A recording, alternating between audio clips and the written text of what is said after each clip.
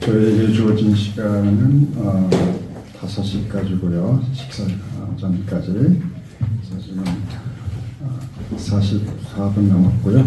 그다음에 식사 후에 있습니다. 1시간 44분 최대한. 아멘. 그래서 전반부 후반부가 되겠는데 중생선결 신유재림인데 중생선결을 같이 하겠습니다. 중생선결 같이 하고요. 그리고 신유재림을 같이 하겠습니다. 그렇게 되면 제가 집중적으로 할 수가 있을 것 같고 사실 한 170페이지 정도 되는 내용이잖아요. 그래서 이렇게 우리 국장님께서 찍어주신 이렇게 동영상 보니까 내가 할 얘기를 3분의 1도 못했더라고요. 그래서 보니까 내용의 3분의 1도 못했는데 사실 그래서 제가 이제 이렇게 대중 앞에서 이렇게 자유롭게 토론하고 하는 그런 부분들을 제가 좀 잘 못하는데 늘 혼자서 글만 쓰고 생각하고 하다 보니까 이렇게 소위 딜리버리가 좀 여의치 않습니다만 오늘 시간 또 성령님께 맡기고 또 또 잘 반응해 주시고 주무실 분 주무시고 자유롭게 해주시고 그래서 사실 지금 염려가 돼서 아마 후반부에 제가 시간이 됐기 때문에 염려가 돼서 사실 이 발제문을 제가 또 다시 만들어 왔잖아요. 그래서 뒤에 발제문을 사실 안 읽으려고 했었는데 시간적으로 시간이 이렇게 쪼이면은 하고 싶은 얘기도 더 못하는 그런 현상이 저에게 있는 것을 알기 때문에 혹시나 해서 대비를 했는데 잘 준비를 한 것 같아요. 그래서 일단 3강 발제문 159쪽을 여러분 펴시고 들어가도록 하겠습니다. 아주 압축적으로 얘기했기 때문에 약간의 시점과 약간의 좀 상징적인 그런 언어들이 있습니다. 그래서 제가 천천히 리딩하면서 또 부가적인 것은 설명을 하도록 하겠습니다. 중생 파트인데 제목을요. 먼저 신자의 회개를 점검하라. 여기서 신자는 중요합니다. 나를 포함하는 겁니다. 여러분도 신자입니다. 목회자 가르치려고만 하지 않고 오늘 이 자리에서는 나다라고 생각을 하시고 내가 변해야지 이제 그 다음 단계가 준비되어질 것입니다. 참 부흥의 첫 단추 뭘까요? 회개. 네, 성령의 불로 회개를. 그런데 어떻게? 새롭게 하고 무엇을 하라? 중생을 확증하라 라는 겁니다. 교회가 잃어버린 첫 질문이 있습니다. 한국교회는 지금 매우 바쁩니다. 프로그램은 돌아가고 예산은 집행되며 일정은 빼곡합니다. 그래서 목사님들처럼 바쁜 분들이 없습니다. 이제 교인 100명만 넘어도 교단에서 자꾸만 불러내고 자꾸 무슨 회의요 뭐요 일을 시키는데 정작 교회 안에서 기도하고 묵상하고 성도들 1대1 상담하고 거듭났는지 거룩해졌는지 이러한 정말 목회적인 것에 순수하게 시간을 바치시는 분들이 그렇게 많지가 않습니다. 그런데 가장 단순하고 결정적인 물음은 오랫동안 입 밖에 잘 나오지 않았습니다. 당신은 물과 성령으로 거듭났습니까? 당신은 물과 성령으로 거듭났습니까? 나 자신부터 다시 한번 그럼 언제 어떻게 그때의 첫사랑을 지금 마음에 기억하고 살고 계신지 제가 신길교회의 김신웅 목사님? 이신웅 목사님을 하루 동안 만난 적이 있었어요. 그래서 제가 신대원 목회 실습 시간에 학생들을 데리고 한 20명을 데리고 그 교회에서 1박 2일을 했어요. 그때 그분이 제주도에서 목회를 했었는데 제주도에 목회에서 하나님의 역사하신 것을 간증을 하셨는데, 한마디로 제주도에 부임하자마자 한 명부터 끝까지 1대1로 성령 받았습니까? 중생했습니까? 하고 장로부터 권사, 집사 이르기까지 모든 성도들은 1대1 다 진단기를 대고 점검을 했다는 것이죠. 그래서 중생했는데도 중생한지 모르는 사람이 있고, 중생이 경험이 없는데도 마치 훌륭한 크리스찬인 것처럼 행사하는 사람도 있다는 것을 보고 그것을 교정하는 시간을 가졌는데, 그것이 정립이 되니까 교회가 뜨거워지기 시작했고 메시지가 먹혀 들어갔고 부흥이 역사가 있었다. 그래서 저는 그분은 잘 몰랐습니다만 그 얘기를 듣고 다른 분들한테 얘기를 들으니 과연 그랬었다라고 하는 증언이 있었습니다. 그래서 이 중생의 복음 하나만 정확하게 목회 현장에서 이제 적용되어지고 선포되어지고 확인되어진다고 한다면 이것 또한 커다란 부흥의 단초가 될 수 있겠다 하는 생각을 그때 한 적이 있었습니다. 예배가 성대하고 조직은 정교하지만 새 생명의 박동이 약해진 공동체는 깊은 한기를, 차가운 공기를 피할 수가 없습니다. 부흥을 말하기 전에 우선 신자의 회개와 중생의 실제를 점검하는 것이 교회를 살리는 첫 단추다라고 하는 것이죠. 성령의 불은 먼저 밝히는 불로 우리의 어둠을 드러내고 이 태우는 불로 죄와 거짓을 소멸하는 것입니다. 그 불 앞에서의 중생의 복음이 다시 선명해지고 성령 세례의 회복이 가능해진다 하는 것입니다.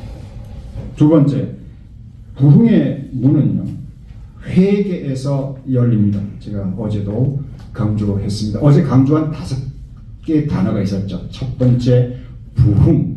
그 부흥의 내용이 뭐냐? 하나님의 나라. 하나님의 나라는 어떻게 이루어지느냐? 중생, 성결, 신유, 재림의 복음으로. 그리고 재림의 복음이 어떻게 좀 활성화될까? 성령 세례로. 성령 세례는 어떻게? 회개로부터. 그래서 부흥, 하나님의 나라, 사중복음, 성령 세례, 회개. 그래서 이번에 저의 사중복음 세미나에서 요 단은 아니지만 일단 요 5개의 단어가 가지는 이 총체적 그리고 연동적인 그 기능을 아시게 된다고. 그리고 가슴에, 그리고 여러분 현장에 여러분들의 구슬들을 꿰어 맞춘다고 하면은 아름다운 결실이 있으리라고 믿습니다. 예수께서 선포하신 첫 메시지는 회개하라였습니다. 이 회개에 대한 좀 더 명확하고 정말 와닿는 메시지는 제가 어제 소개한 김기동 목사님의 회개하라 그 쇼츠 설교를 들으시면 김기동 회개 이렇게 치면 나올 겁니다. 네. 그러면 아마 굉장히 여러분들 도전을 받게 되실 겁니다. 제가 김 목사님한테 뭘 받은 거 없습니다. 그 대상은 이방 우상 숭배자가 아니라 하나님의 백성이라 자부하던 유대인들에게 하나님의 백성이라고 자부하는 구원받은 확신이 있다라고 생각하는 유대인들에게 회개하라고 한 것이죠. 오늘 우리에게도 순서가 같습니다. 부흥은 불신자의 회심 이전에 혹은 신자의 어떠한 회개 이전에 목회자 나 자신이, 교육자 나 자신이 먼저 회개하는 일에서부터 시작된다고 믿습니다. 성령의 밝히는 불은 형식주의와 이중생활을 있는 그대로 비춥니다. 형식주의 그리고 이중생활입니다.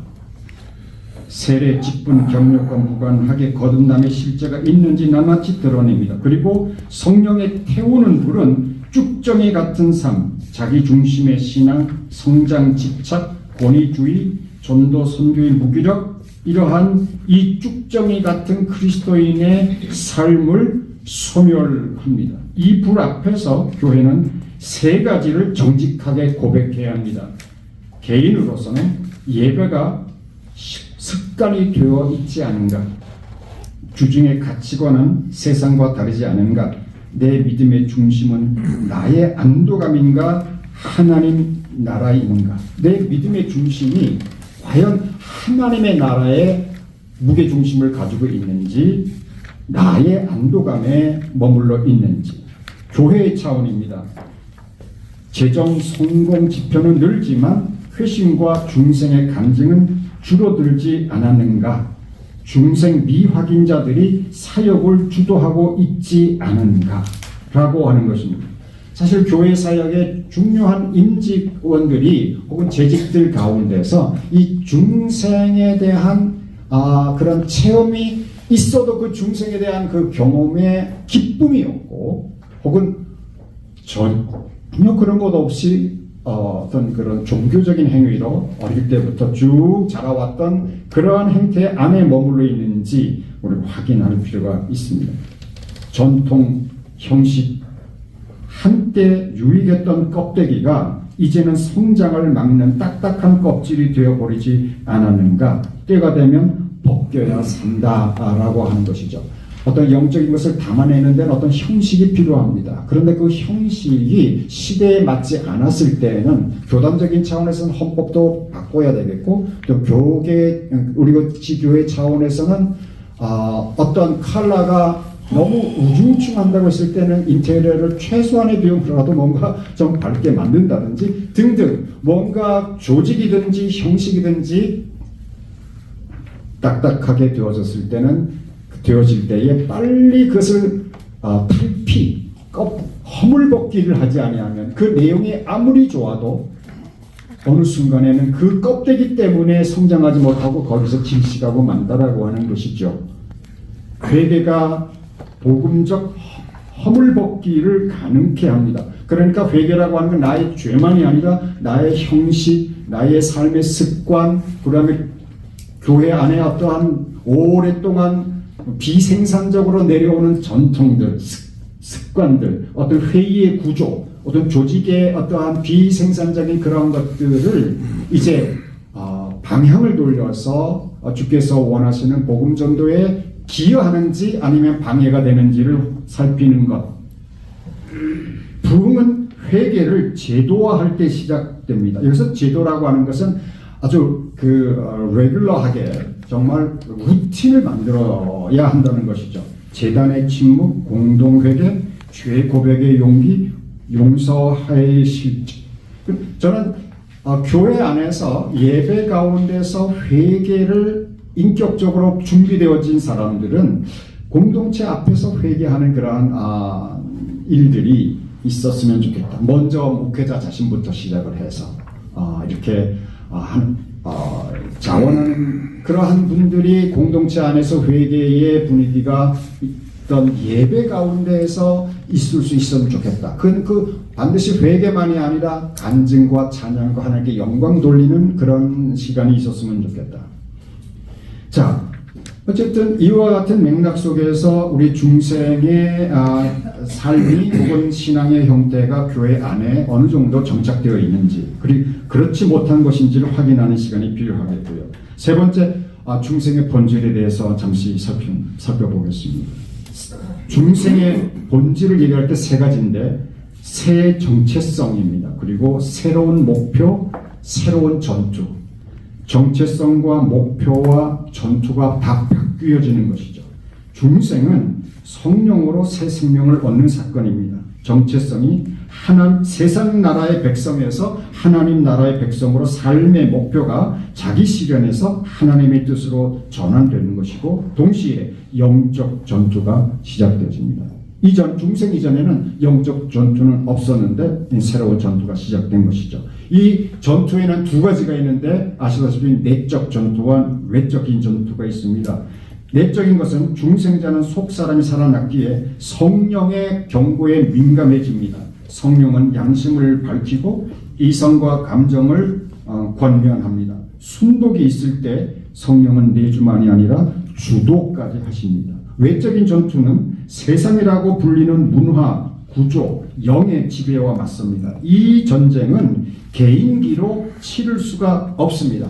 그러니까 외적인 전투는 나 혼자서 이 세상의 악과 싸우기가 너무나도 힘듭니다. 그래서 교회, 즉 그리스도의 몸만이 세상에 맞설 전략기지입니다. 그래서 교회의 성도들이 교회의 한 지체가 돼서 공동체적으로 이제 대적을 하는 것이죠. 지금 오래전에 돌아가셨습니다만 저희 학교의 강사로 기독교 윤리학을 가르치셨던 박인병 박사님이라고 계셔요. 예전에 구파발 교회, 나중에는 저기 어제 평택대학교의 총장님으로도 피어선 신학교 총장님으로도 계셨던 그분인데 일본에서 신학을 전공을 하고 기독교 윤리를 가르치셨는데 개인적으로 그분의 좀 지도를 많이 받은 적이 있었는데 그분이 이제 기독교 사회윤리학이라는 책을 기성 출판사에 상학원을 쓰려고 했는데 상권만 쓰시고 돌아가셨는데 아주 유명한 비유를 하나 이제 하셨어요. 선한 사마리아인 비유에서 선한 사마리아인 비유 있지 않습니까?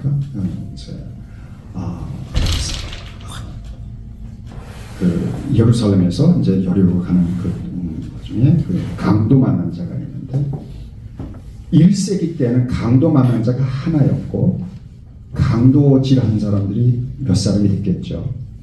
거기에 강도 만난 자를 치료하고 케어할 수 있는 사람은 선한 사마리아인 한 사람이면 됐다는 거예요. 네. 그런데 오늘날은 다르다 이거죠. 집단적인 강도에 집단적으로 테러를 당하고 그렇기 때문에 사마리아인도 집단 공동체에 의하야지만 이 일을 감당할 수가 있다 하는 것이죠. 그래서 저는 그때의 그 인사이트가 너무나도 어렵고 그래서 교회의 역할이 얼마나 중요한가.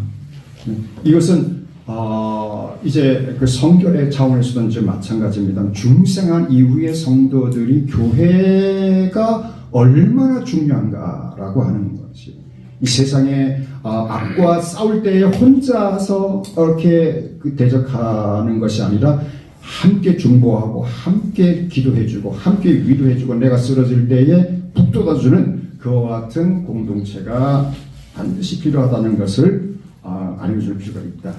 중요한 사실 하나는 물세례와 중생은 불일치할 수 있다는 거예요. 이게 이제 오늘날 굉장히 중요한 딜레마인데요. 여기에서 사마리아와 에베소 교인, 제가 어제 말씀드렸습니다. 사도행전 8장하고 19장에 그런 사례가 있었는데요. 세례를 받았으나 성령의 임재는 아직이었던 이들에게 사도들은 물었습니다.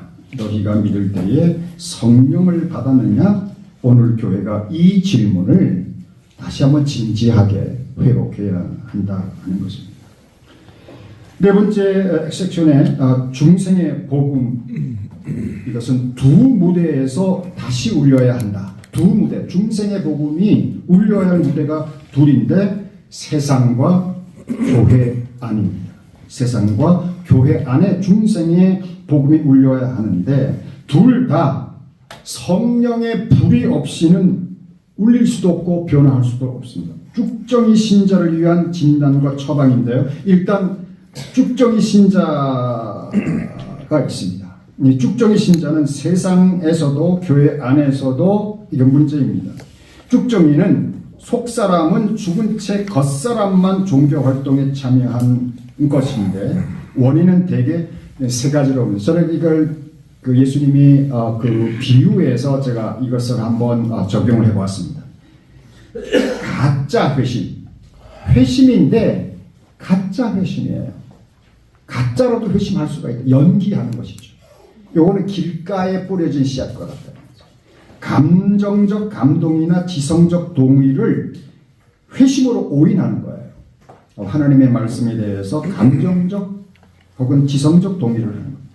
두 번째는 뿌리가 내리긴 했는데 그 다음에 얼마 안 있다가 사라져버린 거죠. 말씀이 일단은 태어나긴 했는데 말씀이 계속 결핍이 되어 돌밭에 뿌려진 씨앗것 같아서 뿌리가 없어서 처음에는 잘 자라다가 열매를 맺지 못하는 그런 그 역시 죽정이 신자가 될 수 있고 그렇게 잘 자라다가도 의지는 있으나 생명이 없어 결국 열매를 못 맺는 경우가 가시덤불에 떨어진 씨앗처럼 그래서 성령의 부재.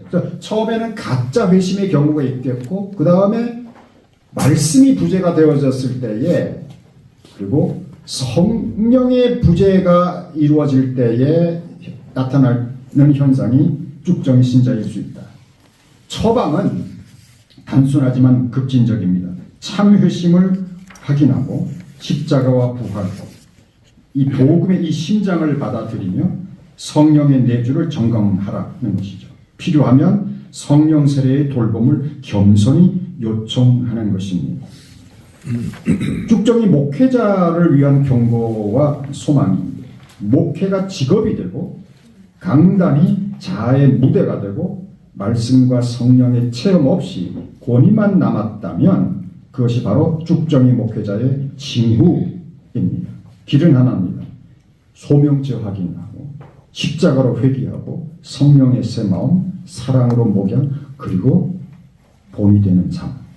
그래서 목회자는 먼저 성령 세례의 자리로 돌아와야 합니다. 그래야 양떼를 말씀과 기도로 먹일 힘이 생깁니다. 사실 오늘날 교수도 마찬가지고 또한 담임 목사님들 마찬가지고 이 목회가 직업이죠. 그런데 이 세속적인 직업과 같이 되어져서는 안 된다는 것이고 강단이 자아 실현을 위한 무대가 되어지는 경우도 많고 또 말씀과 성령의 체험 없이 어떤 타이틀의 목회자라거나 목사라고 하는 교수라고 하는 그런 권위만 남아서 권위주의로 이렇게 나가는 경우가 있을 수 있다. 이러한 자기 상태를 돌이켜보면서 회개의 자리에 나가야 한다. 다섯 번째, 중생의 증거는 고백이 매우 중요합니다. 그런데 고백으로 끝나는 게 아니라 열매까지 보아야 중생의 증거가 되어지고 그리고 그들이 교회 안에서 중요한 사역자로서 혹은 전도자로서 본음을 받을 수도 있고 또한 위임을 받을 수도 있다. 성경은 분명합니다. 그들의 열매로 그들을 알리라. 행함이 없는 믿음은 죽은 것이라 했으니 우리가 이 말씀에 철저히 설 필요가 있겠다. 신학은 균형을 더하는데 구원은 이미 아직의 긴장 속에 있습니다. 그래서 칭의 중생은 즉시적이지만 성화의 열매는 시간이 필요한 것이죠. 그래서 교회는 조급한 단정을 경계하면서 장기 열매가 없는 그 무열매 앞에서는 너희가 믿음 안에 있는가 시험하라. 믿음 안에 있는가 시험하라고 정직하게 권면해야 합니다. 외적 증거와 내적 증거가 있는데 내적 증거로는 성령의 증언, 하나님을 아버지로 부르는 신뢰, 죄에 대한 민감함, 말씀과 기도에 대한 갈망이 있고요. 외적 증거로 사랑, 거룩, 순종, 증언의 습관, 교회 공동체와 연대, 세상 속의 선한 영향 이런 것들은 시간을 두면서 나타나는 열매일 수 있겠죠. 그리고 여섯 번째로 성령 세례의 자리에서 중생이 단단해진다. 그러니까 신학의 전통은 어제 말씀드렸듯이 한 세 가지 정도의 그러한 현상들을 보여주고 있는데 목회적 현실은 단순하다고 봅니다. 교회는 두 가지를 함께 추구해야 된다고 봐요. 중생의 확신과 성령의 충만, 이것을 나누지 말고 함께 추구합니다. 사도적 질문을 회복하는 것이죠. 믿을 때에 성령을 받았느냐. 그래서 즉시형, 지연형, 공동체형 이 세 가지를 어제 말씀을 드렸습니다. 사도행전 10장 복음 선포 중에 성령이 부어지고 곧바로 세례 회심 이 곧 중생의 사건이 되어버리는 즉시형이죠. 지연형은 물세례 뒤에 사도들의 안수와 기도로 성령이 임재하는 사마리아 에베소 케이스죠. 공동체형은 우리가 다 한 성령으로 세례를 받아 한 몸이 되었고 분열 치유의 길은 다시 성령의 부으심을 구하는 공동체형의 성령 세례형이 있습니다. 이 세 가지를 서로 배타적이고 경쟁적으로 놓는 것이 아니라 상호 보완적으로 놓을 필요가 있고, 그래서 나의 교회에 어느 성도가 어떤 형태의 어떤 성령 세례를 받은 상황인지를 어떠한 것이 필요한지를 확인할 수 있겠다. 핵심은 증상이 아니라 결과입니다. 성령 세례는 쪼개진 것을 다시 한 몸으로 묶고 중생의 확신을 불로 봉인합니다. 쪼개진 것을 한 몸으로 묶고 중생의 확신을 불로 봉인하는 역사가 있습니다. 하나님 나라의 관문, 중생입니다. 그리고 생활 양식은 성결이라고 할 수 있습니다. 니고데모에게 2번 강조했죠. 거듭나지 아니하면 볼 수 없다. 들어갈 수 없다. 중생은 하나님 나라의 입구고 성결은 하나님 나라의 생활 양식입니다. 하나님 나라는 그리스도 안에서 이미 임하였으나 재림 때 완성된다라고 하는 것. 이 중생은 현재 통치에 참여하게 하고 재림은 그 통치를 완성한다. 그래서 이 중생과 성결의 관계, 이 중생과 이 재림의 관계가 이와 같이 매우 밀접한 관계가 있다. 성결, 하나님 나라의 윤리, 영성, 내적 통치가 외적 통치로 드러나는 것입니다. 성결 없는 하나님 나라는 추상이고 하나님 나라 없는 성결은 사적인 경건주의로 떨어지게 되죠. 중생은 첫 열매요, 재림은 추수의 완성입니다. 거듭난 자는 소망으로 기다리는 삶을 삽니다. 의와 평강과 희락을 오늘 누리며 영광의 나라를 내일 기다리는 것이죠. 제가 이제 만일 내가 목회를 한다면 이렇게 하면 되겠다라고 하는 그 나름의 개념 설계를 해봤습니다.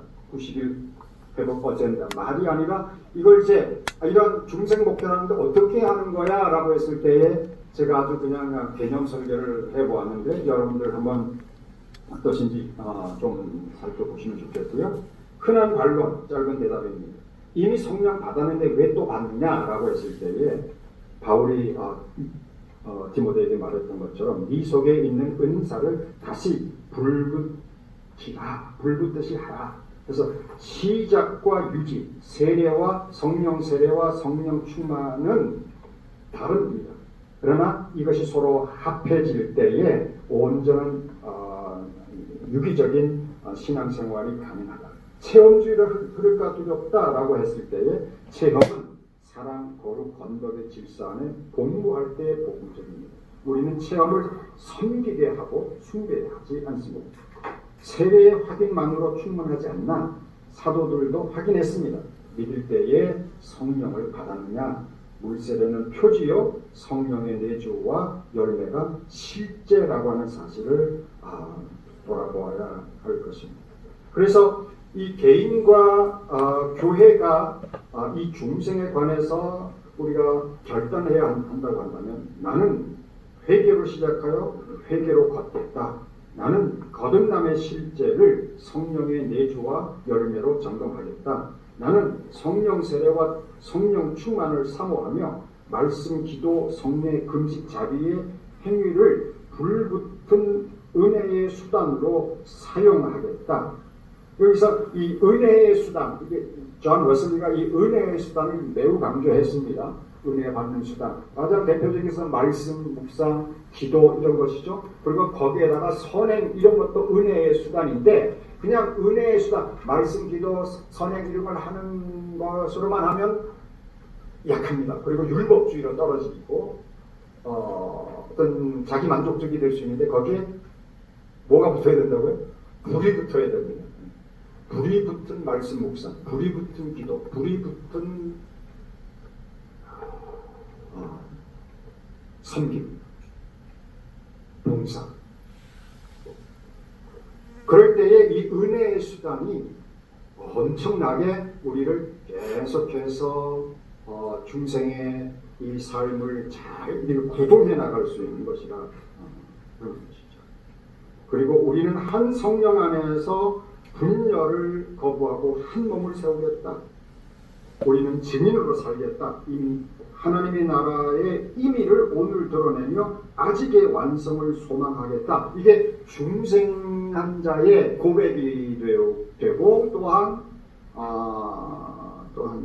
그것이 기도의 제목이 되고 그렇게 나아갈 때에 이 공동체가 어떤 그 부흥의 불이 붙기 시작하는 그런 단계가 될 것입니다. 맺은 말입니다. 다시 불 붙이라.